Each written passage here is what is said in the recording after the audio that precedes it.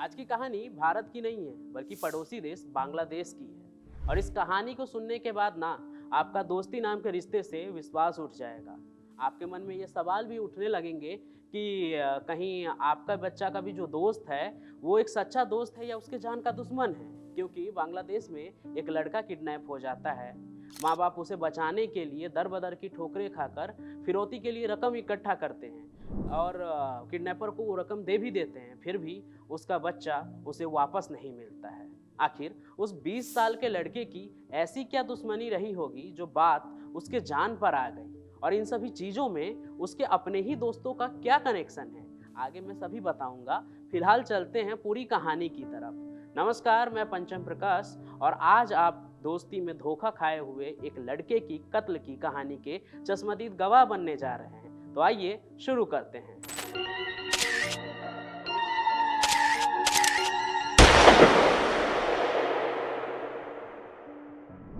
कहानी इसी साल के अगस्त की है। आखिरी महीना चल रहा था और सिबली नाम का एक लड़का होता है जो अपनी माँ को फोन करता है।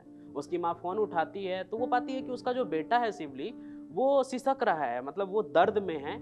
और वो बता रहा है कि कुछ लोगों ने उसे किडनैप कर लिया है और उसे बुरी तरह से मार पीट रहे हैं। इससे पहले कि सिबली की माँ नाहिद कुछ और उससे कह पाती या पूछ पाती, उससे कॉल कट जाता है। कुछ देर के बाद नाहिद के मोबाइल पे दोबारा से कॉल आता है, लेकिन इस बार कॉल पे उसका बेटा सिबली नहीं होता है। कॉल पर किडनैपर्स होते हैं जो उनको बताते हैं कि उसने सिबली को किडनैप कर लिया है। ये खबर सुनते ही सिबली के पूरे परिवार में भूचाल आ जाता है। अब इससे पहले कि मैं आपको सिबली के किडनैपिंग के बारे में और भी कुछ बताऊं, थोड़ा सा आपको मैं सिबली के बारे में बताता हूं। वो बांग्लादेश के चितगोंग शहर का रहने वाला था। परिवार से बेहद ही गरीब था। उसके घर वालों के पास इतना पैसा नहीं था कि वो सिबली को पढ़ा लिखा सके। लेकिन सिबली के अपने सपने बहुत बड़े थे। उसे लाइफ में कुछ अच्छा करना था, एक बड़े मुकाम पे पहुंचना था। इसलिए वो अपनी पढ़ाई लिखाई जारी रखता है। लेकिन घर की हालत बहुत ही तंगी में चल रही थी, इसलिए वो काम शुरू कर देता है, छोटे मोटे काम करता है ताकि वो पैसा जुटा पाए अपने पढ़ाई के लिए भी और अपने परिवार की भी मदद कर सके। और अपने पढ़ाई को ही आगे और भी जारी रखने के लिए स्कूल से लेकर कॉलेज तक वो एक पोल्ट्री फार्म में ना नौकरी कर लेता है मैनेजर की, और वहाँ पर वो काम करने लगता है। अब सिबली पढ़ाई लिखाई में उसका मन लगता था, उसमें भी अच्छा था, और इसके साथ साथ वो अपने काम में भी बहुत अच्छा था।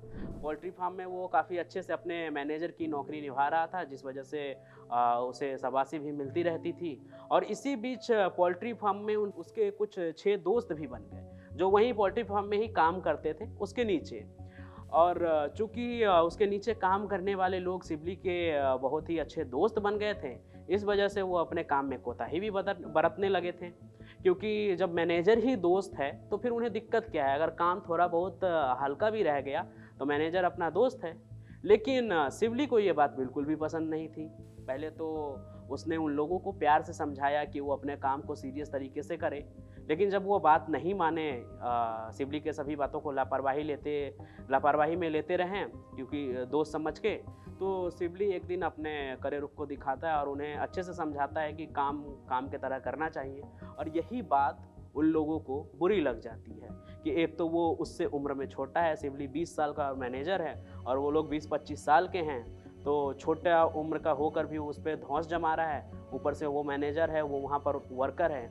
इन्हीं सब बातों को लेकर उन्हें बुरा लग जाता है कि सिबली ने उसे इस तरह से कैसे बात करी। सिबली की बात उमोंग चिंग नाम के उस वर्कर को इतनी बुरी लगती है कि उन दोनों के बीच लड़ाई भी हो जाती है और लड़ाई काफ़ी आगे बढ़ने लगता है। तो जो पोल्ट्री फार्म का मालिक होता है वो उनके लड़ाई के बीच में आ जाता है और उनके इस पूरे लड़ाई को शांत करवाता है। अब सिबली तो सिर्फ काम के लिए उसे जो भी कुछ कह रहा था तो कह रहा था, तो वो इन सभी बातों को भूल जाता है। लेकिन वो जो दूसरा वर्कर होता है उमोंग चिंग, वो इस बात के टिस को अपने मन में दबाए रहता है। और एक दिन मौका पाकर जब सिबली पोल्ट्री फार्म में काम कर रहा था और अकेले था, तो वो अपने कुछ वर्कर के साथ आता है उमोंग चिंग, और सिबली को ज़बरदस्ती अपने कार में बिठाकर वहाँ से किडनैप कर कर ले जाता है। फिर वही बाद में फ़ोन करता है सिबली के माँ नाहिद को और उससे सिबली की किडनैपिंग के बारे में बताता है और उनसे फिरौती के बारे में भी बातचीत करता है।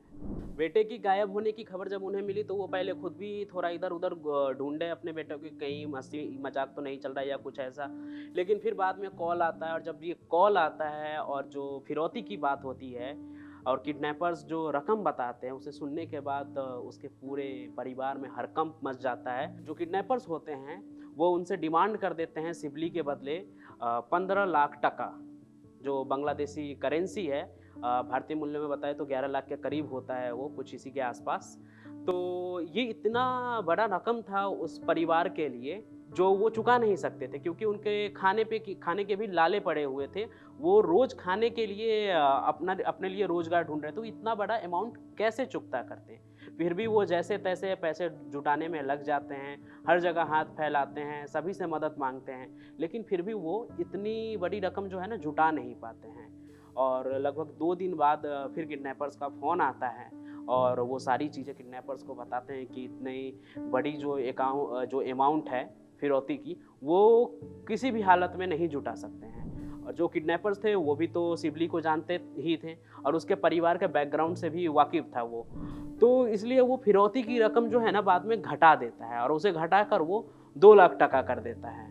अब ये रकम पहले के मुकाबले काफ़ी कम था, लेकिन उनके लिए अभी भी ये रकम काफ़ी बड़ा था, लेकिन फिर भी जैसे-तैसे दर-दर की ठोकरें खाकर वो इस रकम को इकट्ठा कर लेते हैं और किडनैपर से बात करते हैं कि पैसा उन्होंने इकट्ठा कर लिया है, अब वो उनके बेटे को लौटा दें। 4 सितंबर वो तारीख था जब उन्होंने फिरौती के सारे अमाउंट को जो है ना इकट्ठा कर लिया था। फिर उन्होंने किडनैपर से कॉन्टैक्ट किया और पूछा कि पैसे कहाँ लेकर आने हैं, तो किडनैपर्स उन्हें बंदरबान जिला हेडक्वार्टर के पास बुलाते हैं पैसा लेकर।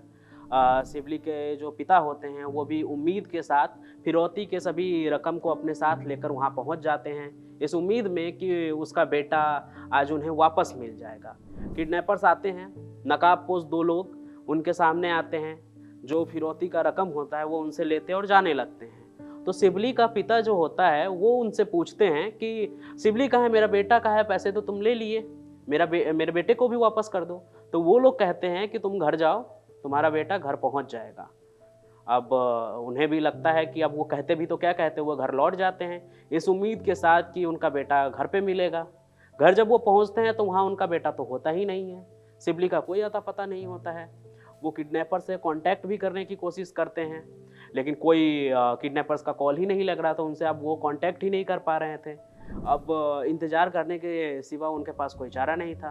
काफ़ी इंतज़ार करते हैं वो, कई दिन इंतज़ार करते हैं, और लेकिन जब अंत में उनके सब्र का बाँध टूट जाता है और उनका बेटा जो होता है सिबली, घर का चिराग, वो वापस नहीं लौटता है, तब जाके अंत में वो पुलिस स्टेशन पहुंचते हैं और अपने रिपोर्ट को लिखवाते हैं। यहाँ पे पुलिस का वही सवाल जो हर बार आता है कि किडनैपिंग हुआ, तुम फिरौती भी दे आए, लेकिन तुमने पुलिस में खबर क्यों नहीं की? तो यहाँ पर वो बताते हैं कि किडनैपर्स ने कहा था कि अगर तुम पुलिस में जाओगे तो बेटा मारा जाएगा। अब ऐसे भी इस वक्त पे पता नहीं था कि सिबली का क्या हाल है, वो कैसा है। फिर भी रिपोर्ट लिखी जाती है, उसके बाद पुलिस भी अपने काम पर लग जाते हैं और खोजबीन शुरू हो जाती है। उसकी माँ भी बताती है कि सिबली का जब कॉल आया था कि काफ़ी मारपीट, और इससे पहले भी पोल्ट्री फार्म में उसका झगड़ा हुआ था, जो उसके माँ को पता होता है नाहिद को, तो वो पुलिस वाले को इसके बारे में बताती है। पुलिस पोल्ट्री फार्म पहुँच जाती है, वहाँ पे भी उन्हें पता चलता है कि 2 महीने पहले सिबली का झगड़ा हुआ था उसी उमोंग चिंग नाम के वर्कर के साथ, और भी जो 6 लोग थे, मतलब कुल मिलाकर वो 6 लोग थे, उन सभी के साथ सिबली का झगड़ा होता है काम को लेकर। तो इस जो पूरा मामला होता है ना, इसका तहकीकात करते हुए पुलिस उन 6 लोगों को गिरफ्त में ले लेती है, और जो उमोंग चिंग के साथी बाकी लोग होते हैं, और उनसे पूछताछ शुरू कर देती है पुलिस। शुरुआत में तो वो काफ़ी अकड़ते हैं, सवाल का जवाब नहीं देते हैं, लेकिन अंत में जाकर वो टूटते हैं। पुलिस का भी अपना अंदाज होता है पूछताछ करने का, और अंत में सारी बातें खुलकर सामने आने लगती हैं। पूछताछ में आरोपी पुलिस को बताता है कि उनका जो मामला होता है किडनैपिंग का, वो सिर्फ इसलिए ताकि कि वो उसको टॉर्चर कर सके और उससे अपना बदला ले सके और बाद में उसे छोड़ दे। लेकिन किडनैपिंग के दौरान ही जो सिबली होता है वो उन्हें पहचान लेता है।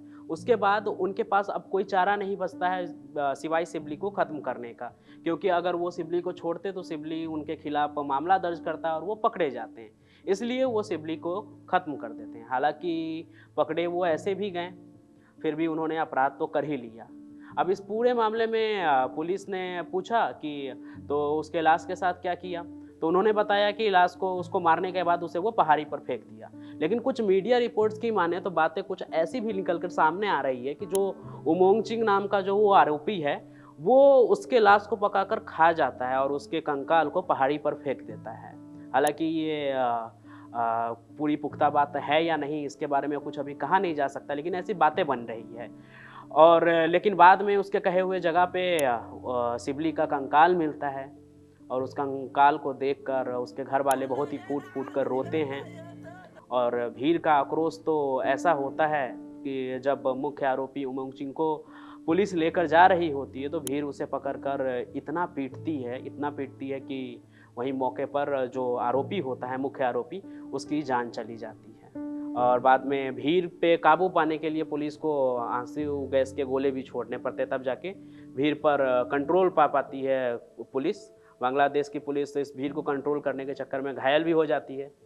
हालाँकि इस पूरे केस में देखें तो किडनैपिंग हुआ, लड़का मारा भी गया और जो आरोपी है, उसे भी भीड़ ने मार के ख़त्म कर दिया। लेकिन इस पूरी कहानी को सुनने के बाद एक चीज़ समझ में आती है कि जो मन में है, जलन की भावना नहीं होनी चाहिए, मेहनत करके आगे बढ़ने की चाहत होनी चाहिए। फ़िलहाल आज के इस कहानी में बस इतना ही। हम अपने चैनल पर इसी तरह के क्राइम और क्रिमिनल्स की कहानी लेकर आते रहेंगे, जो आपके आस-पास घट रही है या कहीं भी घट रही है, जिससे आपका बचना ज़रूरी है, जिससे जागरूक रहना आपके लिए ज़रूरी है। हम मिलेंगे नए सफ़र में नए कहानी के साथ। तब तक आप स्वस्थ रहिए, सुरक्षित रहिए, सतर्क रहिए और रहिए सावधान। मिलेंगे फिर, तब तक के लिए धन्यवाद।